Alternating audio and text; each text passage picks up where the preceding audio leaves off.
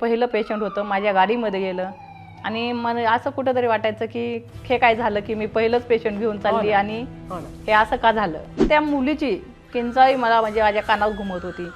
एक भाऊ गेला म्हणजे असं सुसाईड करण्यासाठी वल्लभनगरच्या इथेच, आणि एक वाचवण्यासाठी गेला.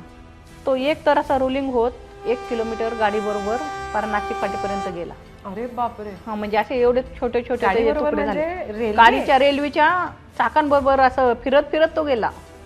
ह्याला वाचवायच्या नादामध्ये गाडी आली, जसं ह्यानं स्वतःला जोखवलं तसं दुसऱ्यानं त्याला ओढायचा काय प्रयत्न केला असेल तर त्याचा गाडीचा फटका त्याला लागला. तर ते 500 मीटर बॉडी बाहेर पडली.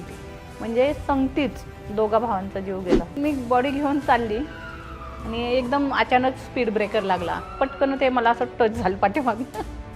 टच झालं की म्हणजे असं मला वाटलं की हा उठला, म्हणून मी पटकन असं पाहिलं तर म्हटलं नाही हा झोपले. ज्याच्यावर बॉडी झोपते त्याच्यावर मी झोपते. झोपून घेतलं की अर्धा एक तास झोपलं तरी फ्रेश होऊन जातं.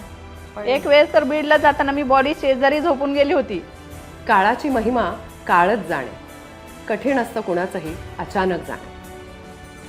तू सकलांची आई, तू साता जन्माची पुण्य आई, तुझी थोरवी महान, तिन्ही लोकी तुला मान. अनिता, तुला सोलसमचा सलाम. धन्यवाद.